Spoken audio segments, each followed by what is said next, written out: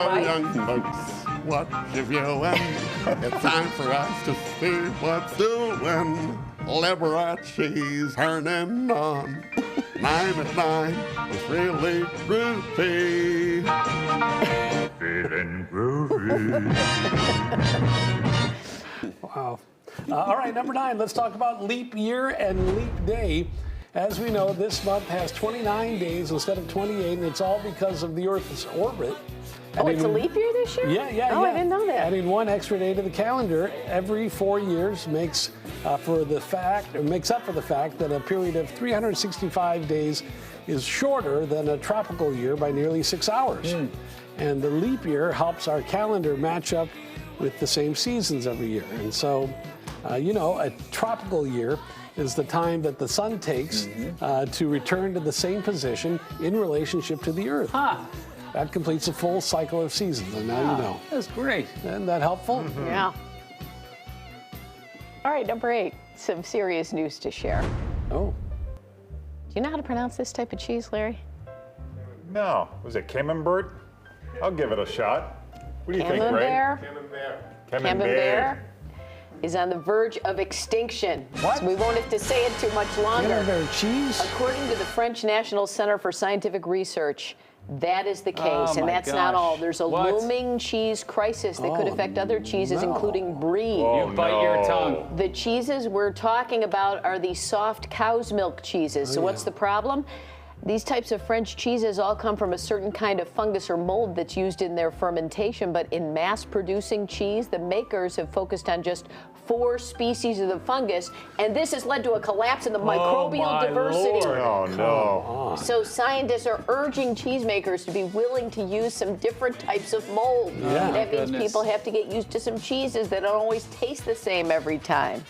We still got a lot of mold in that one bathroom they haven't redone yet. You could use some of that. Yeah, there's a lot in the weather. Get some tasty too. cheese. That fridge in the weather office, there's some stuff growing in there. Kinds of cheeses growing in there. Lord. Yeah. All right, number 7. Who doesn't love pigs in a blanket? Oh, yeah. But you haven't lived until you tried Martha Stewart's version. Forget about those tiny wieners. Nobody has time for that. Martha uses entire sausages. She likes brats or hot dogs, chicken sausages. Here's who she does it. Here's who she does it. How? Yeah. Perhaps. Here's how she maybe. does it is what I think the writer meant. Yeah.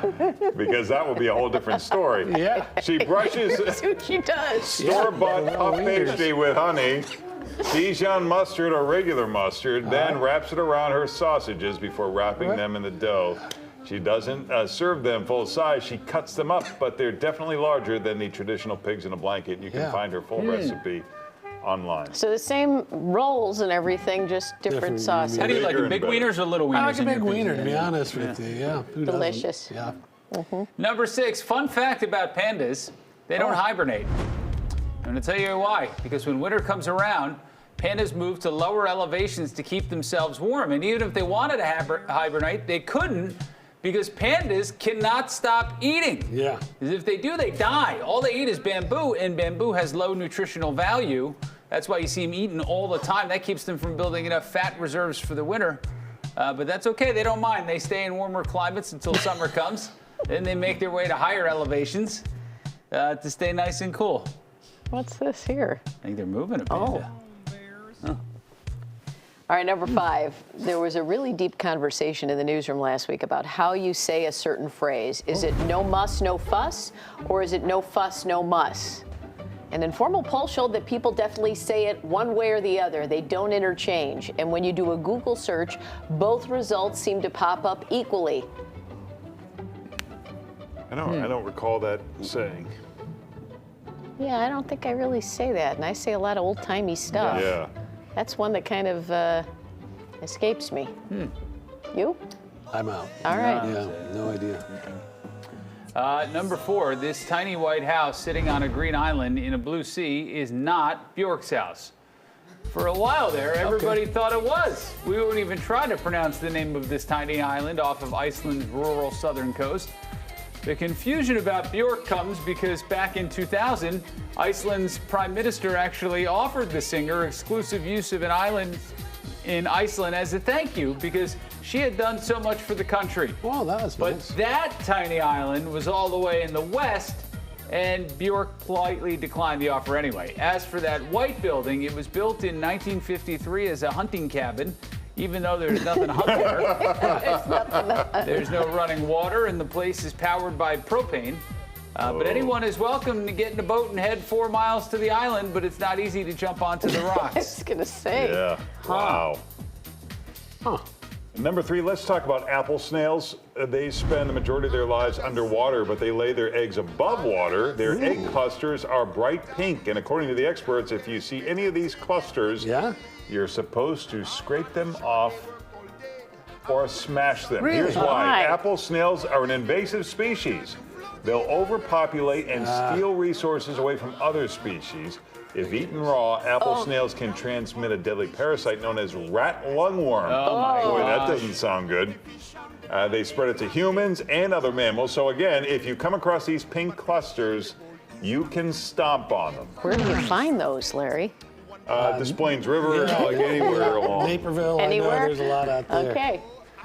All right, number 2, look at this by Baker Maury Gouchon. He's known as the chocolate guy. And we'll be in a world of pure imagination. Take a look and we'll see into your imagination. Let's begin with a spin, traveling in the world of my creation. There Boy, you'll it's a lot of work. find Lot of it work. defies explanation. But it just keeps going. If you want to view Time to see how this ends up. simply look That is around some it, dessert. view it. Anything This is you the trick want, with some of this stuff. It looks great, but sometimes you just want. Oh, come Look on. at that. You want to propose? That's how you do it. Sometimes you just want. Sometimes you just want a Snickers bar or some M&Ms. Yeah. You Wow. took down a long journey there. That's something. All right, number 1 already. At the People's Choice Awards, Adam Sandler won the People's Icon Award. It's one they tell you about beforehand and they give you a little more time to speak. But as the Sandman explained, he got a little mixed up when his agent called him with the news. So when my agent called me and said I won the People's Choice Icon Award, I was driving. I had him on speakerphone, and I was also eating Frosted Flakes. And I didn't hear, I think I misheard him. I thought he said, congratulations, Adam, you won the People Magazine Sexiest Man Alive. So let's get to it. Hello, ladies and gentlemen, my name is Adam Sandler. And I am the sexiest man alive. Can I get a hell yeah? To the People Magazine's Academy members of Hotness and Sexual Attractiveness, I would like to say thank you for recognizing me as the man who made our entire country the horniest this year. and was by far the most talked about person in the bedroom by couples or thruples during fantasy role-play and sloppy time. Can I get another hell yeah?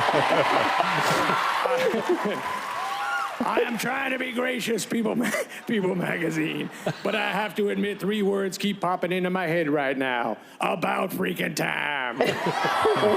But now that this award has finally been bestowed upon me, it will sit proudly on my nightstand, where it will witness many feats of romantic gymnastics perform gently on my finest hell wife, Jacquelina. Over the years, many people have said to me, Sandman, you're always wearing baggy clothes. What are you hiding under there? To which I say, I ain't hiding nothing. Underneath my XX loose-fitting leisure wear is pure perfection. Here are the highlights. My abs don't have any. My hip bones under there somewhere. My belly button lost that thing years ago. My nipples, one pointing east, the other pointing south, and a third pointing at anything that would dare to look at it. Thank you. I think Jennifer Aniston having to stand there the whole time. That's 9 at 9. Feeling groovy.